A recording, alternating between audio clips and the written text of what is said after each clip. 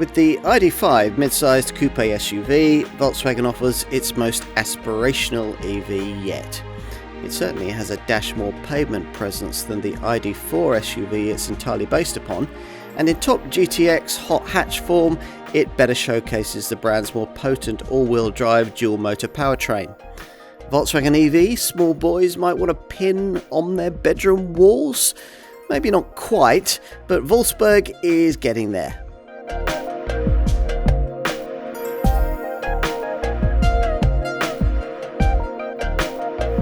The EV revolution is now in full swing, which means customers want a wider choice and style as well as functionality from their electric vehicles.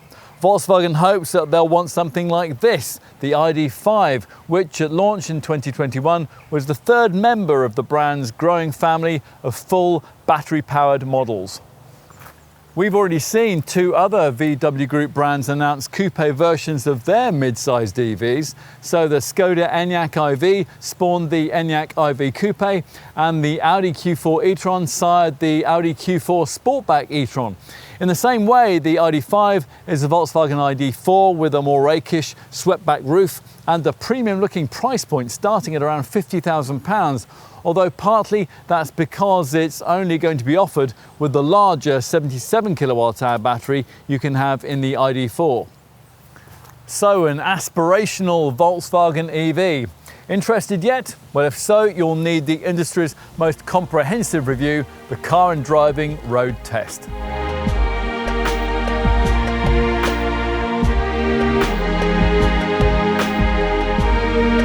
Getting to grips with an ID.5 might well be your first experience of EV motoring, and if it is, there's a bit to adapt to. No gear stick, no handbrake, no ignition key, but this is a new era, right? It's supposed to be different. Seatbelt on, having registered that you're sitting quite high, all those battery cells reside beneath the floor. You press the starter button on the steering column, which isn't actually necessary because all you really need to do is twist the gear selector for the single-speed automatic transmission. This appendage protrudes from the right-hand side of the instrument binnacle, and it operates in two directions: forwards to select D for drive or B to alter brake energy regeneration, and backwards to select either neutral or reverse. That absent handbrake is replaced by just a button for park, which you'll need to engage at your destination. Set off though, and it releases automatically.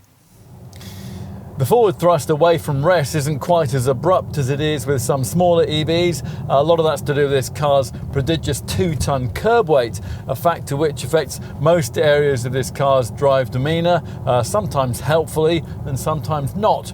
That of course is a legacy of the substantial battery packs that it has to carry about. The 77 kWh battery alone, the only one offered to ID.5 customers, weighs a portly 493 kilograms.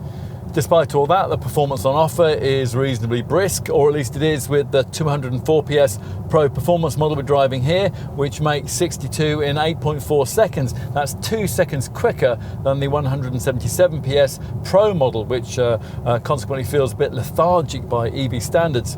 Whatever your choice, as usual with an EV, the car gradually runs out of puff as you reach a cruise, finally limiting itself to the kind of limited twin-digit top speed, in this case 99 miles an hour, which puts you in mind of a 70s family model of this kind. Something perhaps like an original Beetle, a model that Volkswagen keeps referencing in its ID.5 marketing, because this car, like that post-war design, is rear-driven, well, in its volume versions at least. There was a good reason why, back in the 40s, Beetle designer Ferdinand Porsche favoured this format, and when you drive an ID.5 in town, you quickly realise the real advantages of placing the powertrain, the electric motor, and its associated single-speed automatic gearbox on the back axle, thereby freeing up the front wheels for all the steering duties.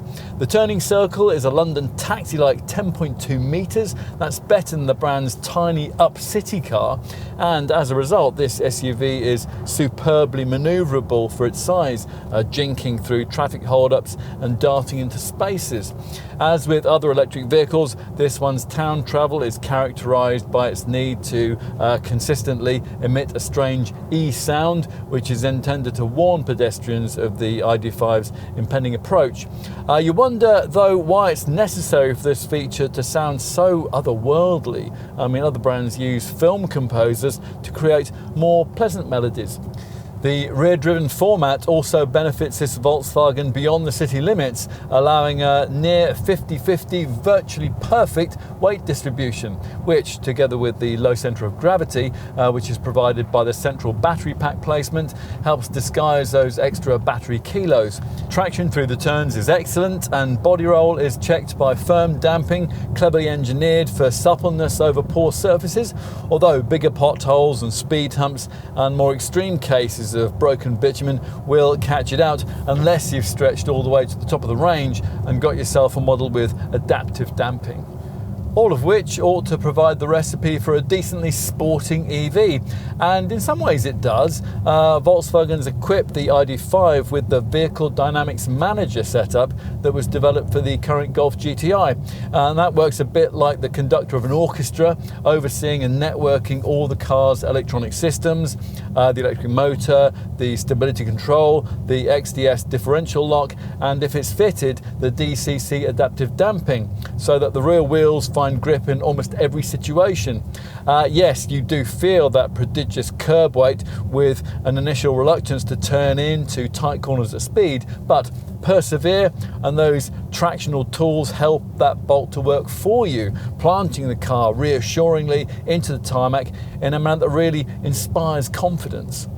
It feels good through faster corners as well, helped by the way that Volkswagen's EVs differ from their combustion counterparts in the placement of the steering rack ahead of the front axle. Unfortunately though, feedback through the helm has been clinically anaesthetised, even if you opt for a top model with the progressive steering setup, which uses variable steering rack and pinion gearing to give rather more direct responses to larger steering angles. Either way, although the rack is direct and it weights up nicely with speed, it seems to have little interest in handling communication, even when you select Sport, which is the most dynamic of the three main drive mode settings that the drivetrain provides. The others are Eco and Comfort, plus there's also an individual menu via which you can select your own parameters.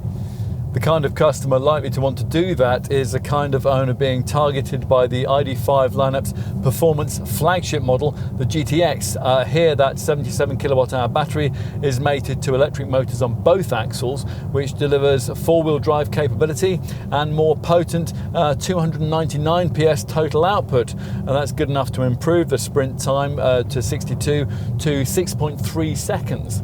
The top speed in that variant also improves to 112 miles an hour. There is also an extra drive mode option, traction, which might be helpful in the unlikely event that you want to tow with your ID.5. The braked trailer limit is 1,200 kilos with the GTX. That's up from a ton with the mainstream models. GTX money though would get you a mid-sized EV coupe style crossover with a much ritzier badge than this one, and the top variant's extra performance won't be needed by the ID.5's primary market, which lies amongst those who will prioritise a lowering of the heart rate rather than the raising of it. These are folk who will appreciate useful standard touches like the Eco Assistance feature. Now that works with the standard adaptive cruise control system, and it uses navigation data and road sign information, which is gained from the car's forward-facing camera, to make a series of apparently simple yet actually very complex calculations.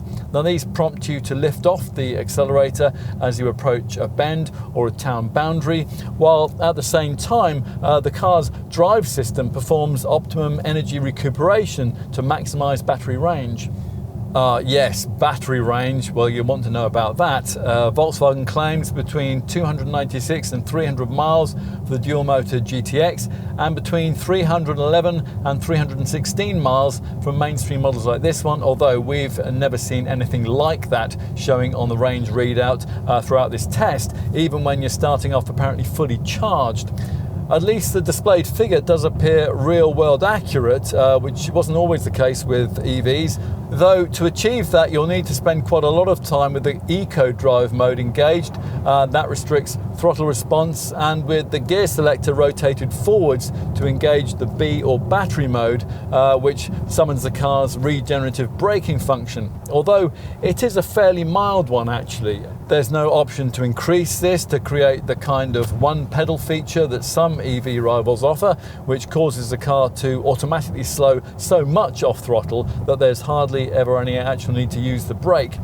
Still, at least the mix of regenerative and friction braking is well judged, despite the fact that, curiously for such a futuristic car, the rear wheels have old-fashioned brake drums rather than discs. At higher speeds, when you'll dispense with the regenerative harvesting, you'll notice wind and tyre noise, but that's only because there's no engine note to mask them. You might, like us, rather regret the way that technology has dispensed with the need for that, but it's really hard not to be impressed by the sophisticated drive systems which marching progress has brought with it.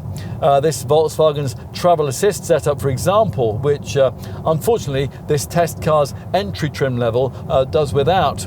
This is a camera and radar sensor controlled assistance system which will autonomously accelerate, brake and steer your ID.5 while maintaining a safe distance to the vehicles ahead.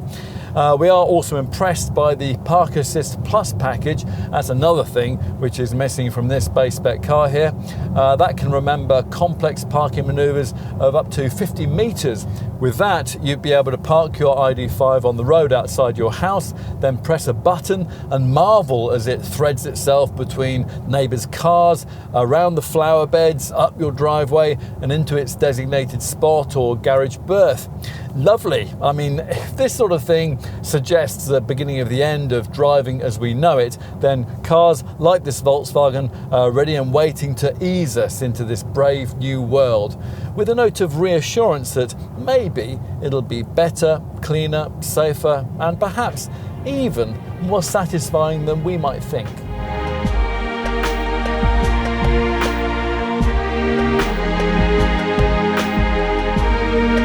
Exterior design is obviously important to you if you're after an ID.5, otherwise you'd have paid less for an ID.4 instead. And the SUV coupe silhouette that we first saw on the brand's 𝗙cie𝗹𝗹𝟎 concept car certainly delivers more pavement presence than you'll get with this car's showroom stablemate.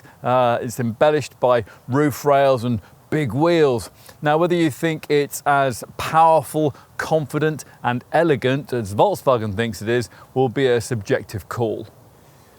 What's certainly true is that the swept back shape helps with the aerodynamics, improved here to a slippery 0.26 CD, thanks to the way that across the 4.6 metre length, the greenhouse drops gently to the back and it becomes increasingly narrow towards the rear, where the contrast coloured roofline rises into these extended D pillars. The rakeback A pillars and these flush door handles play their part too, as does the design of the large wheels, which vary between 19 and 21 inches in size. We have the 20-inch Dramen rims here. Even across the underbody, small spoilers and trim panels optimally guide the flow of air. The rear wheels are rather curiously equipped with old-fashioned drum brakes. Apparently, thanks to the EV setup's regenerative braking element, there's less need for the actual brakes to do the stopping, so rear drums are all that's actually needed. Anyway, they impose less drag on the braking surfaces than discs do. All the key drive stuff sits over the rear axle, principally the single-speed gearbox and the permanent magnet synchronous electric motor, which has been mated to it. They're both very efficiently packaged. Volkswagen says that both those elements, together with the associated control electronics, collectively weigh just 90 kilos, and they could fit into a typical gym bag. All of this is powered by a high voltage battery, which has been very efficiently arranged in the underbody to save space. Which leaves nothing to sit here at the front end but a few auxiliary units like the air conditioning compressor and of course the steering rack. There is full width lighting here too. A strip of light connects the headlamps to the Volkswagen badge, which is front and center. These headlamps are of the LED matrix ID light variety, with each module styled to be reminiscent of human eyes and made up of 18 LED units.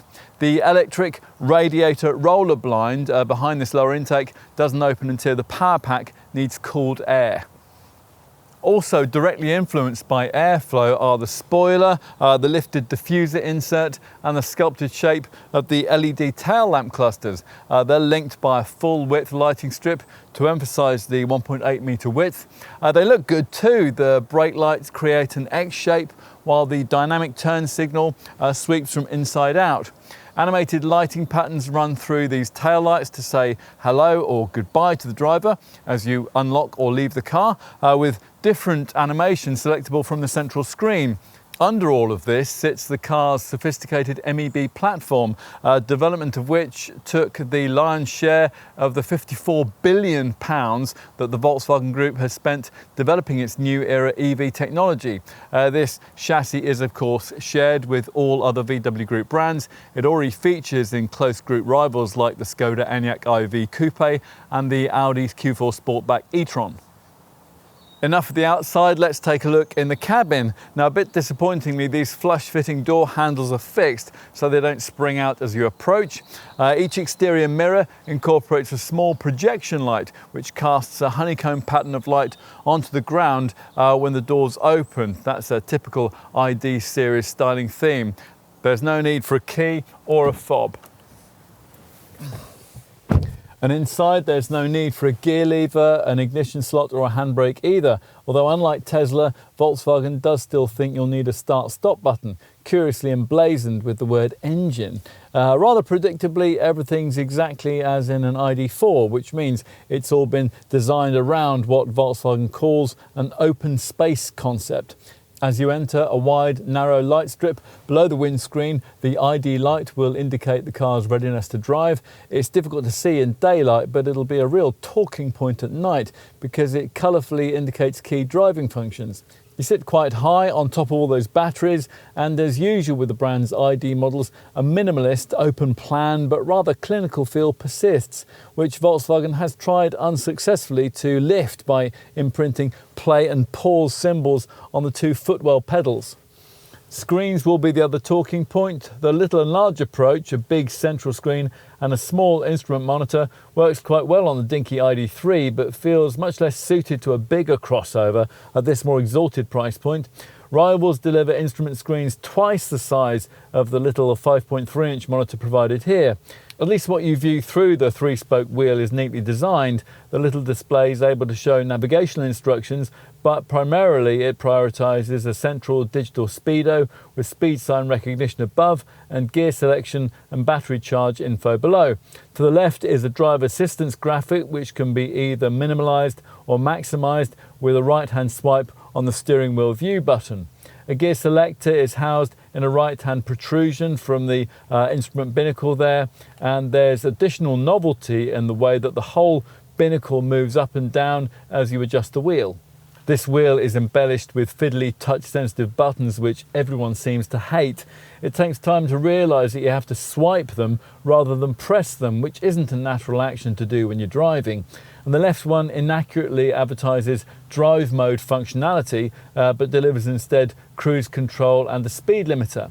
That's the first irritation you come across. The second lies with these slider controls beneath the central screen for temperature and volume. Those are invented in times where we weren't all slavering our hands in sanitizer and incomprehensibly not illuminated at night, so you'll be waiting for street lamps to better illuminate their use. Fortunately, you don't have to use them because the central screen has a supposedly advanced voice control system which Volkswagen assures us has a recognition rate of 95% based on anything you say to it, prefaced by the command "Hello ID." Despite that, as in the Golf and the ID.4, we've found this voice system is a bit hit and miss, particularly with noisy kids in the car. It struggles with postcodes, it occasionally gives you navigation destinations rather than the radio station you requested, And there are plenty of things that for the time being, until Volkswagen gets around to a software update, it simply can't do, adjusting drive modes, for example.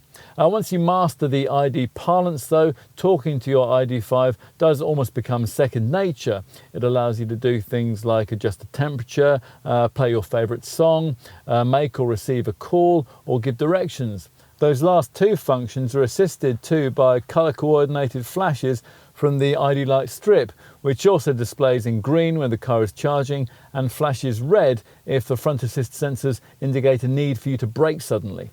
We should tell you a bit more about this central screen. It's standardised in its largest 12-inch Discover Max form for ID.5s.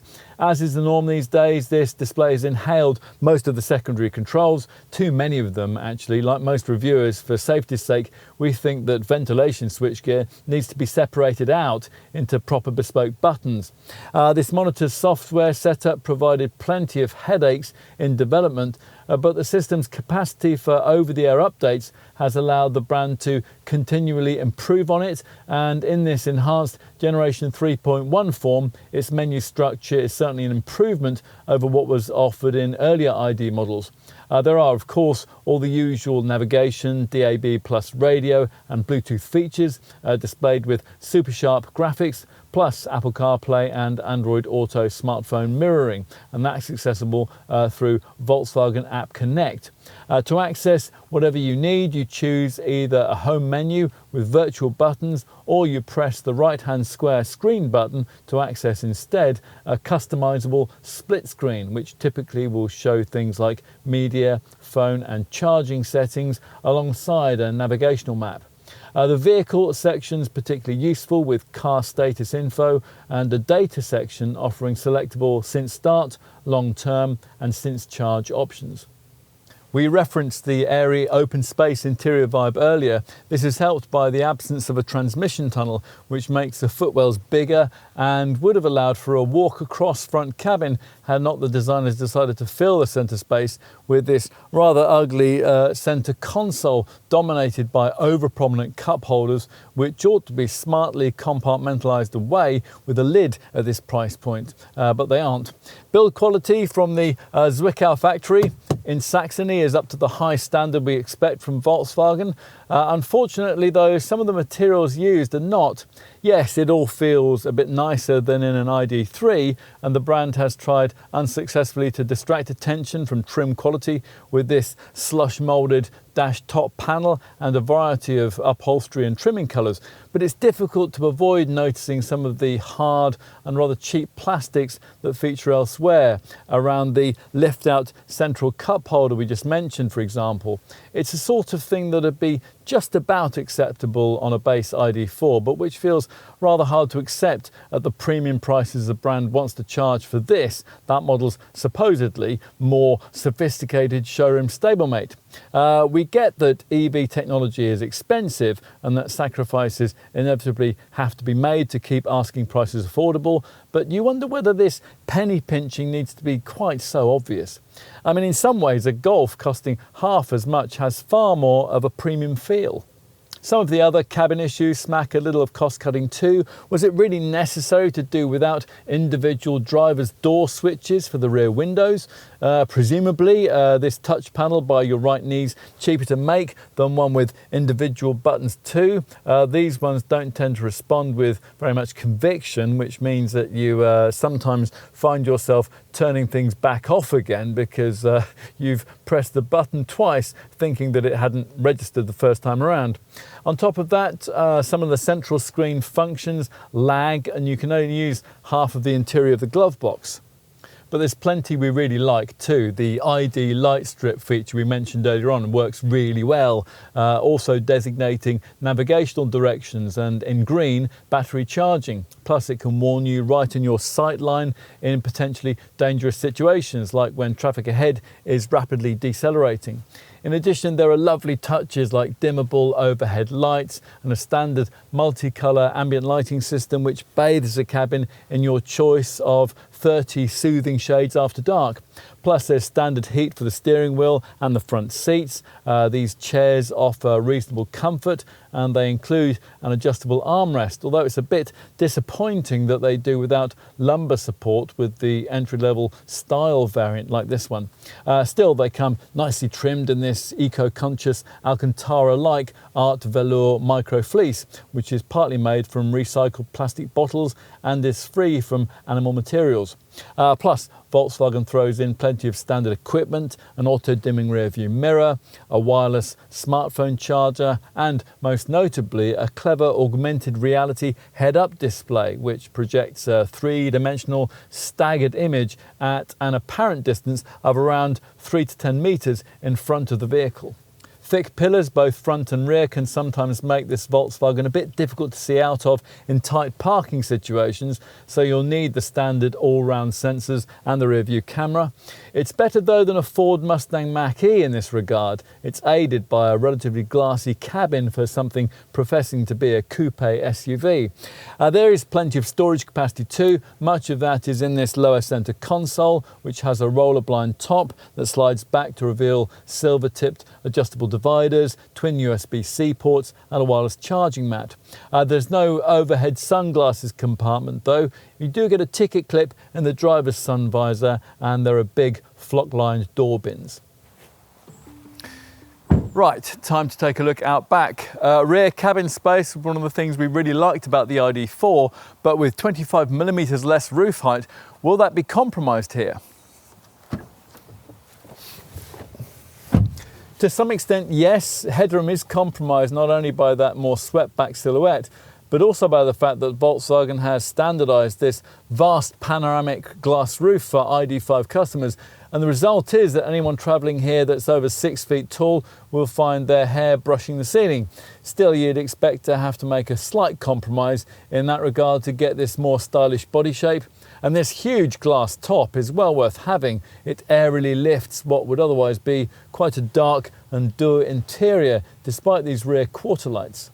In terms of space for your knees and legs, as in the ID.4, it's all very impressive, as so often these days in a mid-sized EV, uncompromised by the packaging needs of a combustion powertrain. In some ways, this is surprising because this car's wheelbase is the same as that of the dinky little ID.3, same length, but the designers have really maximised what's possible within those confines. Despite having the driveway footprint of a Volkswagen Tiguan, the brand claims interior space more akin to the larger Tiguan Allspace, and that's pretty much how it feels. It's also a wider cabin than you'd expect a car of this size to be able to provide, and with no central transmission tunnel to obstruct things, 3 adults could actually fit reasonably easily into the back of this car. This bench doesn't either slide or recline as it would do in a Tiguan or in the rival BMW iX3, but there is a reasonable amount of storage provision, including compact door bins, along with mat pockets and little upper pouches for mobile phones, both stitched into the back of the front seats. There are twin USB-C ports too, and coat hooks which feature on the B-pillars and the grab handles. Plus you get individual touch-sensitive overhead lights, separate climate controls with central vents and cup holders in the central armrest. Let's finish with a look in the boot. You are, by the way, going to have to use this boot for cargo storage. Unlike some other EVs, there's no extra luggage room in the nose of the car, which, as we said earlier on, is taken up by the power electrics for the driveline. Annoyingly, given the spend that's required for this car, if you've chosen a base trimmed ID.5 like the one we have here, you'll have to lift this rather heavy tailgate yourself, and disappointingly the catch isn't neatly incorporated into the Volkswagen badge as it is on a Golf. Where a powered tailgate is fitted, it'll be one of those that can also be opened with a swipe of your foot below the bumper. Once the wide hatch rises, the space provided at 549 litres is surprisingly 6 litres larger than that of the ID.4, as well as being 14 litres more spacious than a rival Audi Q4 Sportback e-tron and 147 litres more spacious than a rival Ford Mustang Mach-E. It's also 29 litres bigger than the maximum trunk capacity of a Tiguan, despite the presence of an electric motor down under the floor here, which eliminates the possibility of having the usual underfloor underfloor central storage area. You do though get a deep shallow well beneath the cargo base's leading edge, under which the tyre repair kit and the charging leads can be stored. Only one of these, by the way, the one for your wall box and for public charging, is supplied as standard. Appallingly, on an EV of this price, you'll have to pay extra for one that you'll occasionally need with a 3-pin plug.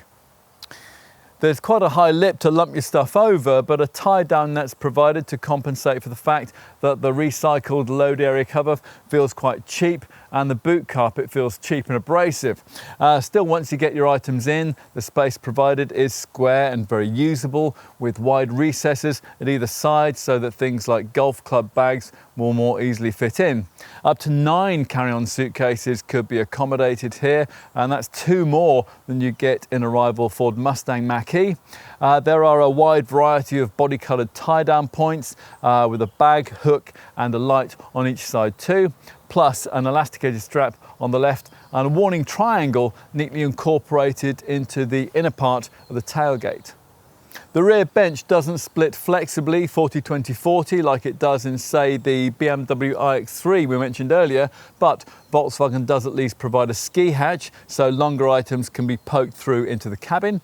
Flattening the 60-40 split rear bench frees up 1,561 litres of capacity loaded to roof height.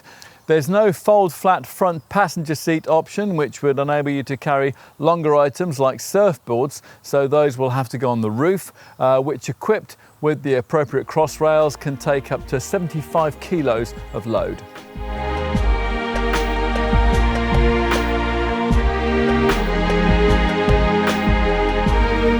This is the Volkswagen ID range flagship, and it's priced to reflect that in the £50,000 to £56,000 bracket at the time of launch and the time of this test in autumn 2022.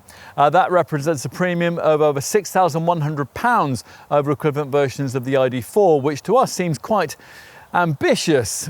Well, that's one word we could use. Partner brand Audi, who are not usually known for pricing reticence, only charges around £1,500 more to choose a Q4 Sportback e-tron over a normal Q4 e-tron, which essentially is the same as going from an ID.4 to an ID.5. We'll come back to competitor value comparisons after we've briefed you on the ID.5 model lineup. Now, all variants have the same 77 kWh battery, unlike the ID.4, which has an entry-level 52 kWh option too, but there are 3 options regarding the power output of the electric motor powered by it. The range starts with variants powered by the 174 PS Pro motor, which around half of ID.5 customers are expected to want, but you'll probably want to find the extra fee of just under £1,500 for the uprated 204 PS Pro performance motor that we're trying here. That's expected to account for around 35% of sales. With either a Pro or a Pro Performance ID.5, which can only be rear driven, there are 3 trim level options: base style, which is what we have here, and then mid-range tech and top spec max. Think in terms of needing a premium of around £3,500 to progress from one spec option to another. The standalone GTX model at the very top of the ID.5 lineup is the only dual motor all-wheel drive variant with a motor output of 299 PS. With an ID.5 GTX, you have a single style spec model available. Got all that? Good. Right, back to those competitor comparisons. You can see Volkswagen's reasoning here in starting prices from around £50,000.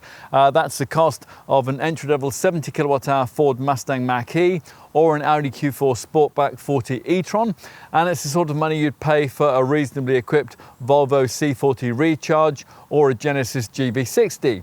The other VW Group mid-sized EV crossover coupe in this segment is a Skoda Enyaq Coupe IV, but at the time of this test, that wasn't being offered here in comparable rear-driven form.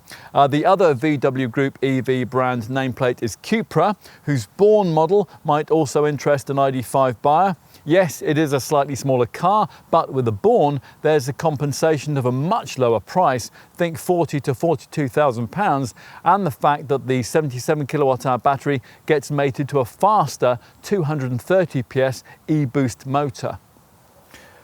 Obviously, there are lots of alternative mid-sized full electric SUV options you could consider from brands outside the VW group, notably cars like the Kia EV6, the Hyundai Ioniq 5 and the Mercedes EQA, which start in comparable forms in the £45,000 to £47,000 bracket, but Volkswagen will point out, rightly, that those boxier models aren't really SUV coupes and that therefore they're targeted more directly by the more conventional ID.4 model we mentioned earlier, which does sell in the £40,000 to £50,000 bracket. If you're not really hung up on having an SUV coupe, we'd also point you towards a couple of similarly sized BMW EV models, the i4, which is a saloon and at the time of this test sold in comparable eDrive 40 form from around £54,000, and the iX3, which is a conventional SUV and at the time of this test sold from around £61,000.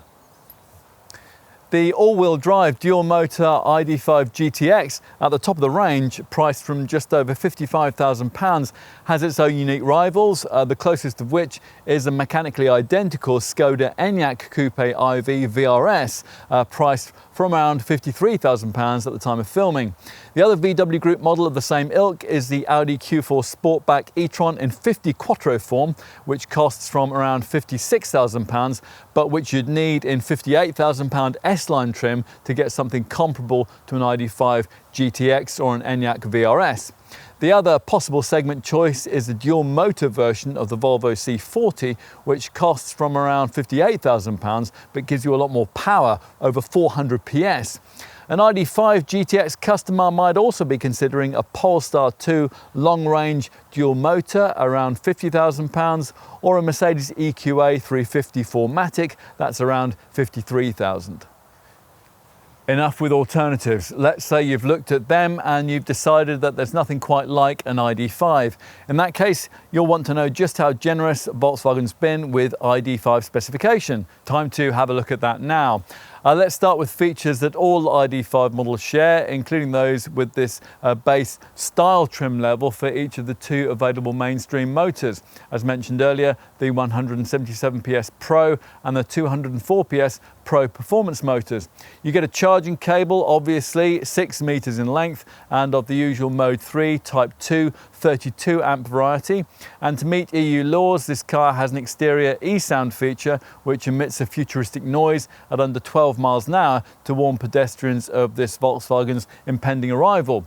All ID.5s also come with full LED matrix headlamps and a huge panoramic glass roof, plus LED tail lights, auto headlamps and wipers, all-round parking sensors, keyless entry, power folding mirrors, a climate heated windscreen, heated washer jets and an alarm. Inside, all ID.5s feature the ID Light, a wide, narrow light strip under the windscreen which assists the driver by flashing or moving in different colours to draw attention to different functions.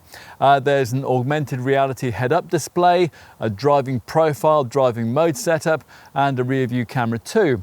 Also included is an AirCare Climatronic 3-zone air conditioning system with rear controls, a leather-trimmed and heated multifunction steering wheel and comfort front seats with armrests.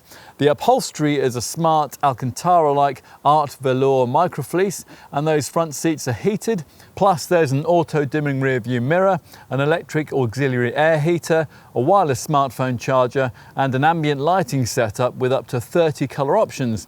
For the boot there's a ski hatch and a partitioning net. Also standard across the range is the Discover Max touchscreen navigation infotainment system. This gives you a whole range of media features provided courtesy of a 12-inch central screen which replicates some of its functions on the 5.3-inch monitor behind the steering wheel. The main screen can be accessed either by touch or via Hello ID natural voice control, and it features a DAB+ tuner, Bluetooth and Volkswagen's wireless App Connect setup, which gives you Apple CarPlay and Android Auto smartphone mirroring.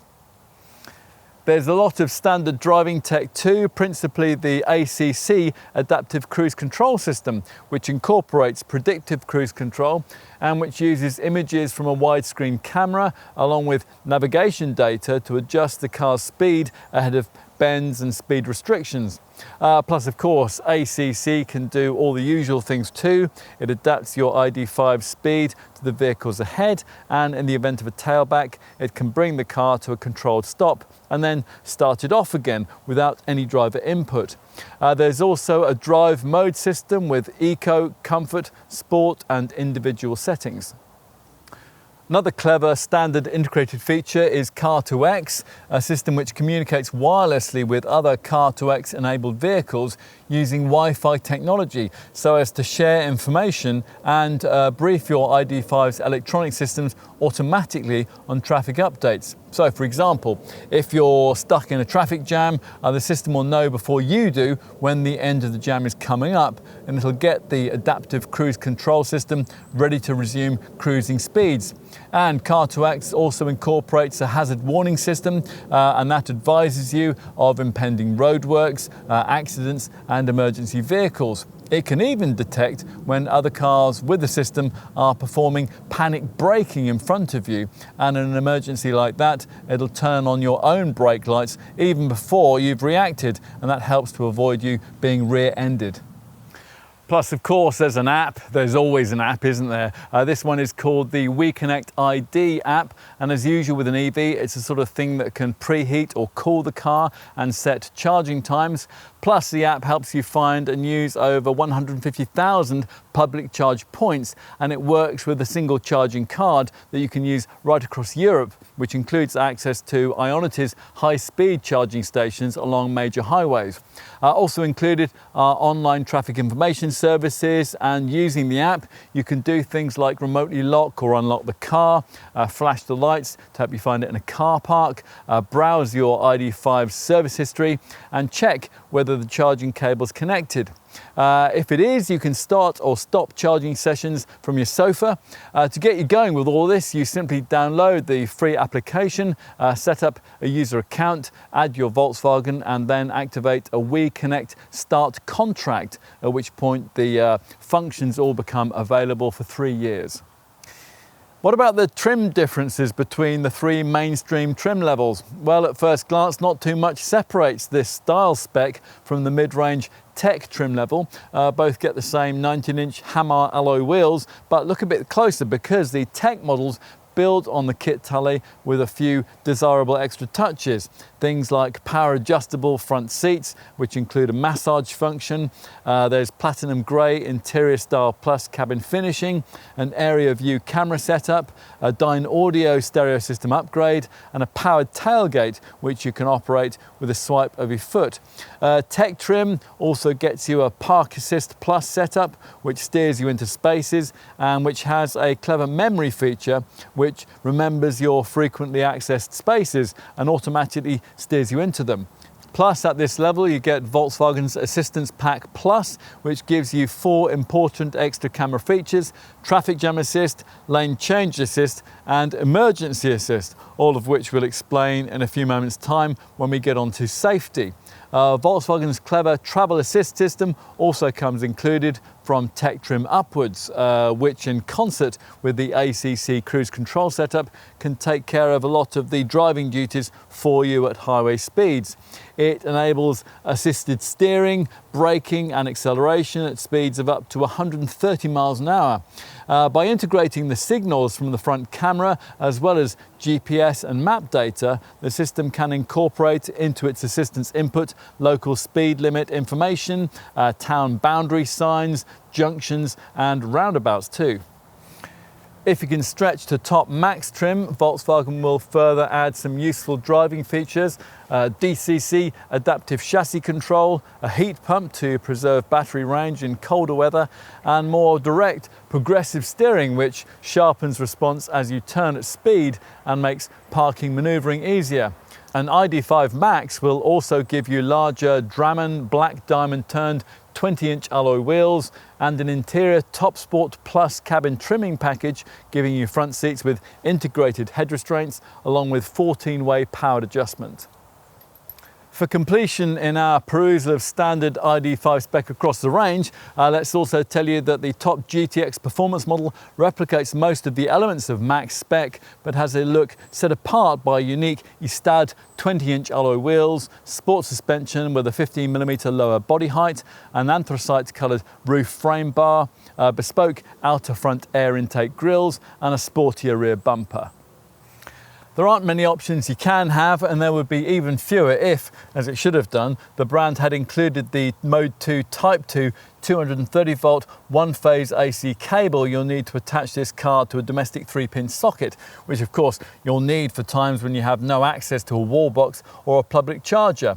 And on that subject, if you haven't owned an EV before, do remember to leave some budget aside for a garage wall box. Either the base Pod Point one or the fancier Volkswagen ID Charge Pro box. We'll brief you on those in our cost section.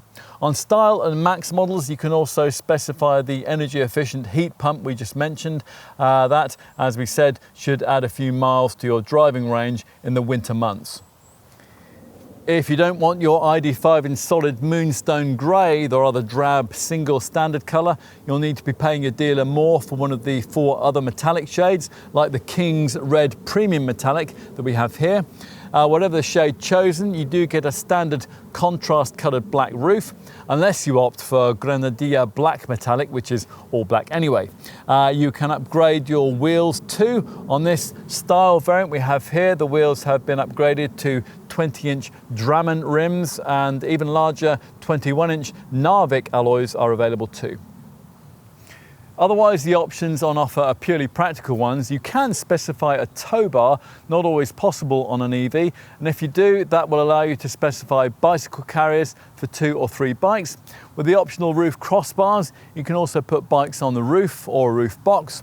You can pay extra for luxury textile floor mats or rubber ones. For the boot, there's an optional boot tray and a reversible mat or a liner available in either flexible or semi-rigid form.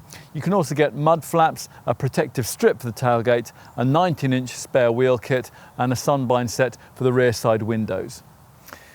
Let's finish, as we always do, with a look at safety. You'd expect some sort of forward collision warning, autonomous braking system on a car of this kind these days. Volkswagen's is called front assist, and as usual with these sorts of setups, it scans the road ahead as you drive. If a potential collision hazard is detected, then you'll be warned. If you don't respond, or perhaps you aren't able to, the brakes will automatically be applied to decrease the severity of any resulting accident. As with the current Golf model, this setup's city emergency braking system has been enhanced now with what Volkswagen calls extended and proactive pedestrian protection. Now, this is more specifically able to identify people or cyclists who might be just about to inadvertently step into your path. Every ID.5 also gets a lane assist lane keeping system, which warns you when you stray out of your lane and applies gentle steering assistance to ease you back into it. In addition, there's high beam assist and a driver alert feature, which monitors your reactions for drowsiness and will, if necessary, prompt you to stop for a restorative coffee. And you get swerve support to help with high-speed avoidance maneuvers. Plus, there's also a speed limiter, radar sensor-controlled distance warning, and that stops you from getting too close to the car in front, and an oncoming vehicle braking when turning feature. Now, that will stop you from turning into a junction into the path of another car. Plus, there's also dynamic road sign display, which pictures speed signs as you pass them and then displays them on the dash. All of this is in addition to all the more usual features that come fitted on every Volkswagen family model, which have together helped to justify this car's 5-star Euro NCAP safety test showing. There are twin front, side and curtain airbags, although disappointingly you don't also get an extra one to protect the driver's knees. You do, though, get a clever centre airbag, and this is a feature that was first introduced with the ID.3. In the event of a side impact or a rollover, this airbag can prevent the driver and front passenger from colliding with each other. There are, of course, ISOFIX child seat fastenings on the rear bench. It's also worth mentioning that one of the features of the WeConnect ID app that we mentioned earlier on is the emergency call eCall SOS system, which in the event of an accident where the airbags are triggered, will automatically alert the rescue services with your exact GPS location. Other conventional safety features include the normal ESC stability control and ASR traction control systems, plus an ABS braking system further assisted by CBC cornering brake control through the bends, plus an HBA hydraulic braking assistant, which helps to reduce stopping time when you really slam on all the anchors in an emergency. Plus, all ID.5s get a hill hold function, which stops you from drifting backwards on uphill junctions. There's also tyre pressure monitoring. That's the extent of the safety kit you get on the style variants, but as I mentioned earlier, further up the range, more camera safety items feature. Avoid that base trim level and your ID.5 will come with 3 extra camera safety features that we touched on earlier on. Traffic jam assist, which can take over steering, braking and throttle duties in stop-start queues. Lane change assist, that will allow the car to change lanes with a flick of the indicator stalk. And also emergency assist, which will take over control of the car if you get taken ill at the wheel and bring it to a smooth, controlled stop.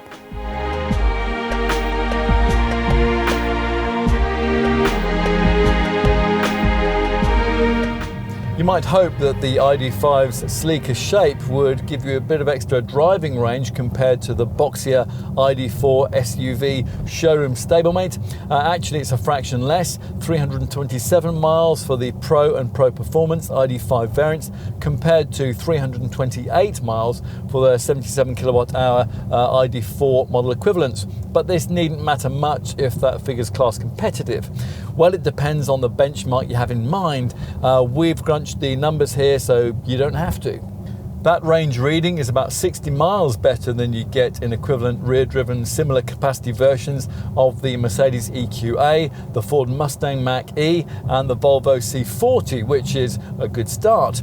It's about 40 miles better than you get in a BMW iX3 2. In a mainstream ID.5, you're looking at a similar level of driving range as you get in Audi's mechanically identical Q4 Sportback 40 e-tron, and in a rear-driven version of the Kia EV6, the Hyundai Ioniq 5 and the Genesis GB60. Volkswagen does have some way to go though before it can claim class leadership in this regard. A Polestar 2 long-range single motor would take you up to 336 miles, and BMW's i4 eDrive 40 manages 367 from a single charge.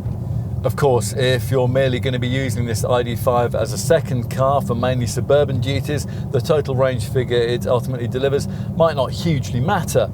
After all, the Society of Motor Manufacturers and Traders tells us that 94% of UK journeys are of less than 24 miles, although you'll need to bear in mind that, as with all EVs, the quoted range figure could drop significantly over long motorway journeys. It'll also drop considerably in cold weather, unless you've paid Volkswagen the considerable extra amount that it wants to supply the car with a heat pump, or paid extra for the Max and GTX trim levels, which have that feature fitted as standard. Other class rivals, the Mercedes EQA, for example, rightly see a heat pump as something that ought to be standard on an EV of this price. As we keep saying while testing EVs, range readings aren't the be-all and end-all, or at least they won't be if the car in question can offer quick charging times. With the introduction of the ID.5, Volkswagen took the opportunity to introduce an upgrade in battery technology. Now that saw maximum DC charging capacity rise from 125 kilowatts, which is where it was when the ID.4 was launched, up to 135 kilowatts. The brand's been quite self-congratulatory about that, rolling this improvement out to all its ID models and trumpeting the fact that that enhancement has cut 9 minutes from the 77 kilowatt-hour battery charging time at a public DC rapid charger. And that means that a mainstream ID.5 can be replenished from 5 to 80% in 29 minutes. The weightier dual-motor ID.5 GTX, by the way, which offers 314 miles, needs 36 minutes to to replenish itself under the same circumstances. Either way, that time span would probably give you 230 to 250 miles of real-world driving. That's all well and good, but we'd point out that a 135 kilowatt maximum charging capacity is starting to look rather lethargic when 800 volt rivals like the Kia EV6, Hyundai's Ioniq 5 and the Genesis GV60 that we mentioned earlier on can charge it up to 350 kilowatts from the new generation of ultra-fast public chargers, chargers that at present no Volkswagen EV can access because the brand still uses an older 400 volt electrical platform. Still, the Wolfsburg brand has done its best to help ID.5 owners make the most of what they have. Thanks to a software update, the central screen's charging menu is here more informative and it's better structured than it was with the ID.4 when we first tested that. As a result, the route calculation function in the navigation system is better able to perform intelligent multi-stop route planning for long journeys so that the destination is reached as quickly as possible. Any charging stops are calculated on the capacity of the charging stations. As a result of this, the program may suggest 2 short charging visits with high power instead of 1 long charging stop with low power. All this stuff's vital if you'll be using your ID.5 for more than mere commuting duties. As before, Volkswagen provides its EV owners with the electrical infrastructure that supports both AC and DC charging, and there's usual available phone app, 𝗙cie𝗹𝗹𝒄 ID app, which helps you find and use over 150,000 public charge points. Now hopefully when you visit one of those, you'll be able to hook up to a rapid DC charger.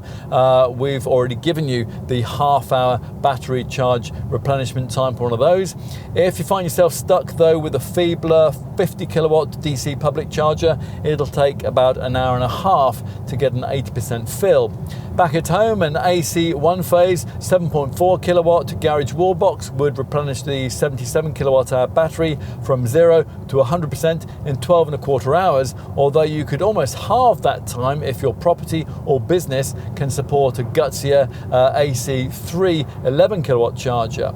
At the other extreme, think in terms of needing to double the 7.4 kilowatt garage wall box charging times that we just quoted if you merely connect up a conventional 3-pin domestic plug. The charging plug is located on the driver's side rear wing, and a charging screen is accessed on the center dash Discover Max display. There, a locations tab points you to the nearest charging station, and a current settings section shows range and battery percentage. Or you can set the charging timer using the screen or that 𝗙cie𝗹𝗹𝒄 app that we just mentioned. Now using this, you can charge at public points across Europe with just one charging card based on a WeCharge plan that is tailored to suit you. Plus you'll get exclusive prices for using the Ionity high-speed charging network, although most of the rapid chargers for that are on the continent. As for the home charging regime we've just been talking about, which of course is what you'll be engaging in for over 80% of the time, well, if you're new to the whole EV thing, then you'll obviously have to invest in a garage wall box. Volkswagen has teamed up with PodPoint, who offer their solo home charger, and that'll get you off and running. This can charge up to 10 times faster than a domestic 3-pin plug. It benefits from over-the-air software Wi-Fi updates to unlock new features, and it incorporates auto power balancing, which lets the car charge in harmony with your home. Plus it can be paired with the PodPoint app to track charging costs and energy usage, and a 3-year on-site warranty is included. If you want a more sophisticated home charger, then Volkswagen will sell you its own ID Charger Pro unit, which can work with either single or 3-phase power supplies. It's available with 4.5 or 7.5 meters of cable, and it has a billing grade meter.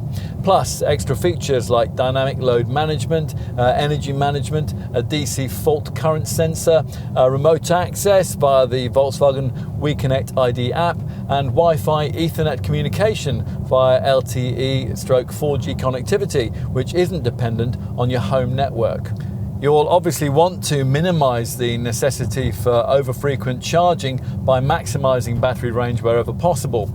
Whatever the range figure of the ID.5 model you select, it will, as ever on an EV, be heavily influenced not only by extreme temperatures and by highway use, as we already mentioned, but also by gradients and the amount of weight being carried. Of course, the major contributory factor will be driving style. You'll need to select the car's most frugal eco drive mode to get anywhere near the quoted range figures, of course. That restricts throttle travel and air conditioner output.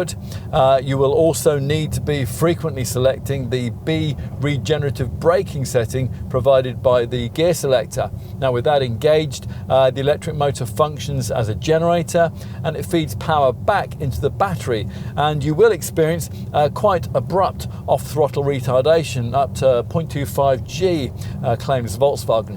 If you don't use the Eco and B settings regularly, the range figure drops quite a bit, but that's true of all EVs. We've been averaging just over 250 miles of range from the 77 kilowatt-hour battery throughout this test, which we'd suggest would be probably pretty typical. Although in one instance with brisk driving and with the heater going, that dropped down to not much more than 200 miles. In all circumstances, this car does at least do its best to help you out a bit. We did reference the reasonably slippery drag coefficient figure earlier on, 0.26 CD compared with 0.28 CD for the ID.4, and that obviously helps. And more proactively, a standard eco assistance feature which draws on navigation data and road signs detected by the car's forward-facing camera, so that if your ID.5 is approaching a bend or a town boundary, the system can visually indicate that you should lift off the accelerator. This apparently simple yet complex calculation allows the car's drive system to perform optimum energy recuperation, thereby supporting optimum range performance. What else? Well, hopefully you'll be saving a substantial amount of money over what you'd previously had to shell out in fuel, although spiralling electricity costs have eaten into that, of course, recently. Fortunately, the cost-saving benefits of running an EV go a bit further than that. Driving into congestion charge zones will be free until 2025 anyway, and you should also make savings in road tax and big savings in benefiting kind tax, like its EV competitors. The ID.5 has a BIK rating of 2% across the range. Compare that to 37% for a comparably sized and powered petrol or diesel Volkswagen Tiguan. Even a plug-in Tiguan e-hybrid is rated at 11%. The 2% BIK rating is down, of course, to the fact that, like any EV, this one has a zero emissions CO2 figure, although, of course, the energy to drive this car has to cause pollution somewhere. This Volkswagen has a well-to-wheels carbon contribution of 35.9 grams per kilometre compared to 31.7 grams per kilometre for the ID.3. And the ID.5 has an efficiency rating of 3.45 miles per kilowatt, which is about average for this type of SUV, but some way down on the 4.57 miles per kilowatt figure of the ID.3. Either way, this Volkswagen is some way from being completely green. Residual values look promising. Independent experts CAP reckon that after 3 years and 30,000 miles, a style spec Pro Performance ID.5 like this one would still be worth £30,225. That's 59% of its original asking price, which is pretty class competitive and probably slightly better than you get from a comparable Ford Mustang Mach-E. Insurance for the ID.5 is also very comparable to the ID.4 stablemate. It starts at Group 30p for the 177 PS Pro models, Group 33p for the 204 PS Pro Performance variants, like the one we're driving here, and Group 41p for the top dual motor GTX variant. An ID.5 driver will enjoy lower maintenance costs than would be needed for a combustion model. Obviously no oil changes are required, and regenerative braking means that the brake pads are designed to last the life of the car. There is a fixed servicing schedule with a basic inspection after 2 years, that's unlimited mileage, and subsequent services every year or 20,000 miles. Volkswagen says that its aim is to make sure that the battery pack lasts as long as the car too, and sure enough, the battery pack is warranted to have at least 70% of its usable capacity after 8 years or 100,000 miles. Rather refreshingly, by the way, the battery size figures that Volkswagen quotes for this car are net usable ones, a more honest trend started by Tesla. Some other brands quote gross battery sizes and then put the net usable size in the small print. There's the usual unremarkable 3-year 60,000 mile Volkswagen warranty. The third year is operated by the retailer, and there's 12 years of body protection, a 3-year paint warranty, and 3 years of Volkswagen assistance, which includes European breakdown cover. Combustion Volkswagens, they only get a year. What else might you need to know? Well, green-bearded friends might like to learn of the fact that this is a carbon-neutral product. It's manufactured at Volkswagen's plant in 𝗙cie𝗹𝗹liche, the most efficient plant in Europe, which uses 100% green electricity.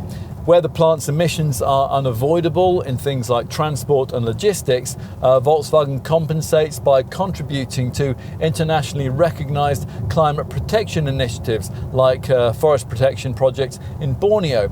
So an Asian farmer's land might be forested as a result of your ID.5's creation. That all sounds great until you consider the fact that with technology at present, automotive EV batteries are going to end up in landfills at the end of their working lives, which is about as far from being green friendly as it's possible to get. Volkswagen, like other brands, is working hard to try to change that.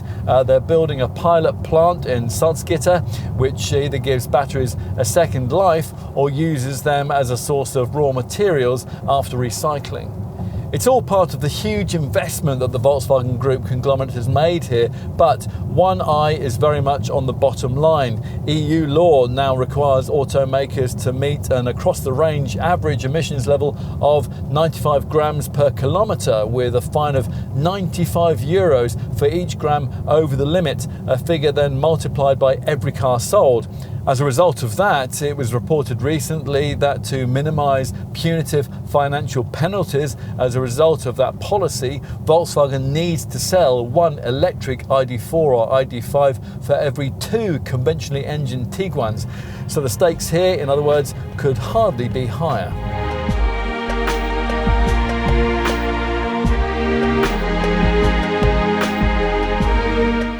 You have to wonder exactly how many people will be in the market for a car like this right here, right now. And how many of those people that are will decide that they want this car rather than its identically engineered and similar looking VW Group cousins, the Skoda Enyaq iV Coupe and the Audi Q4 Sportback e-tron. But the Volkswagen brand remains committed to broadening its EV lineup no matter what, and the ID.5 certainly provides a sleek-looking halo model for ID.3 and ID.4 hatch owners to aspire to. It's good to look at, it's practical, it's full of tech, and it offers very competitive driving range figures. The problem is, though, that most of its rivals could be described in a similar way, and a number of those cars are better to drive than this one.